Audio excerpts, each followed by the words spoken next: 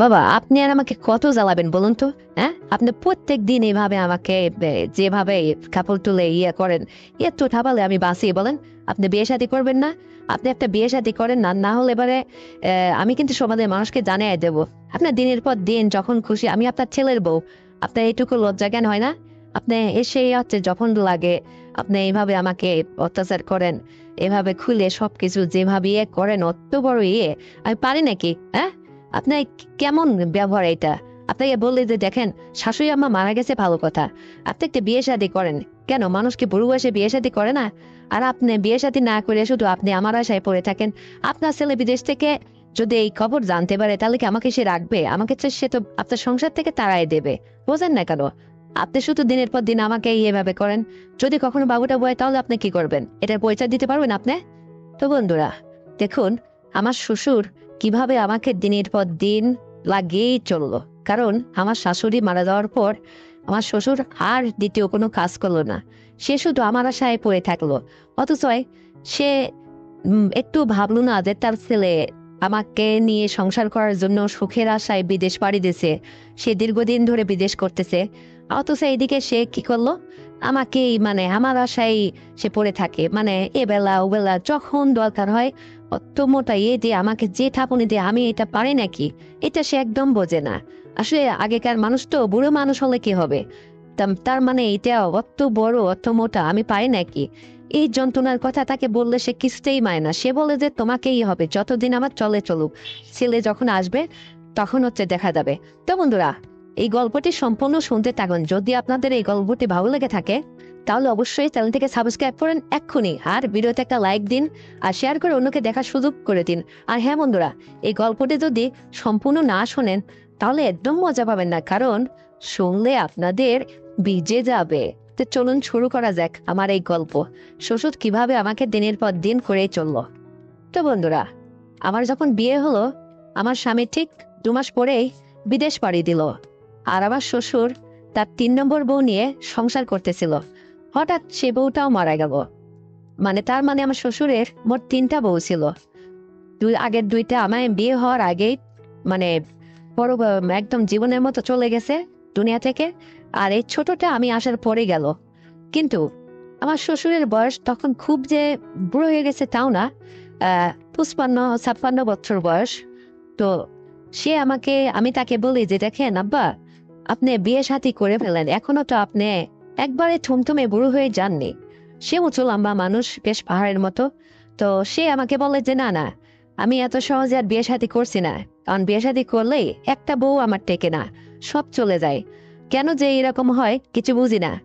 তখন আমি বললাম যে আব্বা, আপনি আসলে যেরকম উঁচু লম্বা মানুষ, আর আপনি খালি কম বয়সী মেয়ে নিয়ে এসে বিয়ে করেন। তো আপনি এরকম করলে আসলে তারা আপনার সঙ্গে তো আর মানে ম্যাচ হয় না, সেট হয় না আপনার সঙ্গে। মানে আপনার সঙ্গে যেরকম দরকার, যেমন দেখুন না, আমি একটা আপনার ছেলের বউ আমি। আমাকে দেখতে শুনতে পাহাড়ের মতো উঁচু লম্বা স্বাস্থ্যবান সুঢল।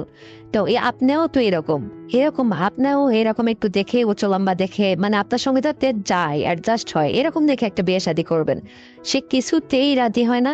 সে বলে যে না, কোনো কিছুতে আমার বউ টেকে না, আমার কোনো আর বউ লাগবে না।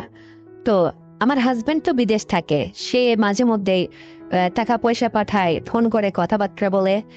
কিন্তু এদিকে আমার শ্বশুর, মানে আমি তাকে বললে শোনে না। আমি যখন গোসলখানায় যাই সে একটু লুচ্চা টাইপের, মানে আড়াল থেকে মানে উঁকি মেরে ফাঁসা ফাঁকফুকুর দিয়ে মানে আমাকে হচ্ছে মানে গোসল করা দেখে, মানে আমার গা গতর এগুলা সব সে দেখে আড়াল থেকে।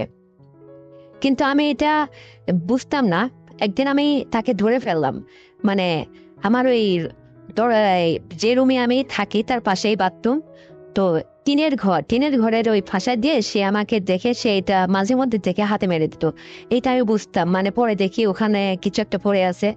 তো যাই হোক, এরকম দেখে আমি তাকে বললাম, একদিন বললাম যে আপনি, আমি যখন গোসলে যাই বাথরুমে, তখন আপনি কেন এই রুমে দরজা আটকে দিয়ে, এই রুমে আপনি কি করেন আব্বা? তখন সে হেসে আমাকে বলে যে দেখো, তুমি এটা বুঝবা না। আমি আসলে তোমাকে একটা কিছু বলতে চাই, তুমি আমার কথা কি শুনবে? তাই বললাম যে হ্যাঁ বলেন। আপনি আমার শ্বশুর, আপনি আমাকে কি এমন বললেন, বলেন কি হয়েছে আপনার? তখন ও বলে কি যে তুমি আসলে আমি বিয়ে শাদী করতে চাইনি, কিন্তু আমারও তো আর দিনটা পার হয় না।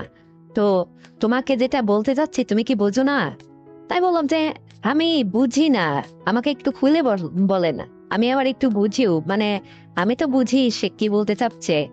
তো তারপরেও সে আমাকে বলতেছে যে মানে তুমি যদি, আমার ছেলে যতদিন না আসে অতদিন যদি তুমি আমাকে এই উপকারটুক করতে আমার মনে হয় ভালো হতো। তো আমি বললাম যে না না, এটা কি সম্ভব, আদৌ সম্ভব আপনি বলুন। আর এইটা যদি লোকজন জানাজানি হয়ে যায় তাহলে তো বুঝতেই পারছেন আপনার বাড়ি থেকে আমাকে আপনার ছেলে বের করে দেবে, সমাজের মানুষও আপনাকে কলঙ্কিত করবে। তাহলে আপনি একটা দেখে শুনে বিয়ে শাদী করেন, আপনি যদি খুঁজে না পান না হয় আমি একটু খুঁজে দেখি। সে বলে যে না না, এটা লাগবে না। তারপরে হঠাৎ একদিন আমি রাত্রে শুয়ে আছি পাশের রুমে। তো সে আমাকে বলল কি, রাত তখন 11টা বাজে, বলতেছে যে তুমি একটু উঠে আসো তো, আমার কেমন যেন লাগতেছে। তো আমি ভাবলাম যে হয়তো সে নানান টেনশনে অসুস্থও হতে পারে। তার রুমে যেয়ে বসলাম তার মাথার পাশে। সে হঠাৎ করে মানে তার মাথা আমাকে টিপে দিতে বললো, মাথা টিপতেছি, পায়ে তেল মালিশ করলাম, মানে তাকে সুস্থ করার জন্য। এখন সে অবশ্যই এটা আমি পরে বুঝলাম যে ভান করেছিল, অসুস্থর ভান করে আমাকে কাছে নেওয়ার জন্য। তারপরে হঠাৎ করে সে উঠে যায়, দরজা লাগিয়ে দিয়ে আমাকে বলে যে একদম কথা বলবে না। আমি বললাম যে কেন আপনি এরকম করতেছেন কেন? আমি কিন্তু চিৎকার করে লোকজন জড়ো করবো। খবরদার আমার সঙ্গে আপনি এরকম করবেন না, কারণ আমি আপনার ছেলের বউ। আপনার এতটুকু কি হুঁশ নাই যে আপনি আমার সঙ্গে এরকম করবেন? আমি না আপনার মেয়ের মতো? সে কিছুতেই মানে আমার কথা শুনছেই না। সে একের পর এক আমাকে বলে যে হ্যাঁ, আমি এরকম কষ্ট করে থাকবো আর তোমার মতো এরকম জোয়ান মধ্যে একটা মেয়ে ছেলে আমার বাড়িতে থাকতে, তা হয় নাকি? আমি বললাম যে আপনি এইরকম স্বভাব চরিত্রের মানুষ তা তো আমি কখনো আগে জানতাম না। আগেই যদি জানতাম তাহলে আমার হাজবেন্ড যখন বিদেশ গেছিল আমি আমার বাবার বাড়িতেই একবারে চলে যেতাম। সে যখন আসতো তখন নয় আবার আসতাম। আপনার ভরসায় আমি আপনার বাড়িতে পড়ে আছি আর আপনি আমাকে এভাবে রক্ষক হয়ে বক করবেন, তা কি হয়? কি কার কথা শুনে রে বাবা? মানে আমাকে বিছানার উপর ঠাস করে শুয়াই দিল। আমি তো পাড়ের মতো সে মোটা সোটা মানুষ, মানে আমাকে শুয়ে দিয়ে সে আমাকে কি একটা বেদিকেস্ত অবস্থা, মানে পাঁচটা পাঁচটি কারাকারি করে।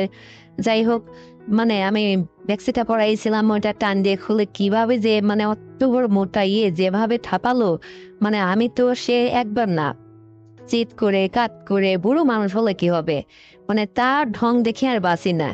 হে 3 4 5 আইটেম করে সে আমাকে এভাবে মানে এমন করিয়ে করলো না। করতে করতে আমি এক সময় মানে আমার ভালোই লাগতো, মানে আমি খুবই আসলে অনেকদিন স্বামী বিদেশ রয়েছে তো এদিকে মান সম্মানের ভয় করি, আবার এদিকে সেও যেন খুব টাপিয়ে চলছে, আমার খুব ভালো লাগতেছিল, খুব মজা লাগলো। মানে আমি একদম রসের সাগরে বন্যায় ভেসে গেলাম। আমারও তো অনেক এসেছিল, কারণ অনেকদিন হয় না তো। আর শ্বশুরও চুটিয়ে মজা নিল। তো এইরকম করে সে দিনের পর দিন আমাকে যখন তার লাগে সে ওইভাবে এসে আমাকে এরকম করতো, মানে আমাকে সে থামানো ধরলো না, ছাড়তো না 1 ঘন্টার আগে। এইটা আমি আসলে কাউকে বলতেও পারি না, দিনের পর দিন চলে যায়। যদি কাউকে বলতে চাই যে আজ মনে হয় কাউকে বলেই দেবো, এত অতিষ্ঠ হয়ে যায়, তাকে বলি যে তুমি একটা বিয়ে শাদী করো, আর এইভাবে কতদিনই বা চলবে? আর আমি তোমার ছেলের বউ, এটা যদি লোকজন জেনে যায় অথবা কোনোদিন যদি ভুল চক্করে নিজের অজান্তে পেটে বাবু এসে দেয় তাহলে কি হবে? আর এটার দায়িত্বই বা কে নেবে? তখন সে আমাকে বলে যে এটা নষ্ট করার কত ব্যবস্থা আছে, তখন সেটা তুমি করে নিও। এরকম হলে আমাকে সম্ভাবনা হলে আমাকে জানাবা, আমি তোমাকে নিজে এটা ঠিক করে নিয়ে আসবো। তো তারপরও সে আমাকে করবে। চিন্তা করো, আমাকে সে পেয়ে জীবনে এত তার মধ্যে সুখ শান্তি বিরাজ করছে যে সে আর দুনিয়ার অন্য কোনো কিছু মনেই করছে না, কোনো কিছু সবকিছু ভুলে গেছে। তাকে বলি যে একটু পদ্ধতি ব্যবহার করো, না হয় এইভাবে কি হয়? সে কিছুতেই শোনে না, মানে তার ছেলের যে সেই জন্য জোয়ান বেশি, একটু বয়স হলে কি হবে?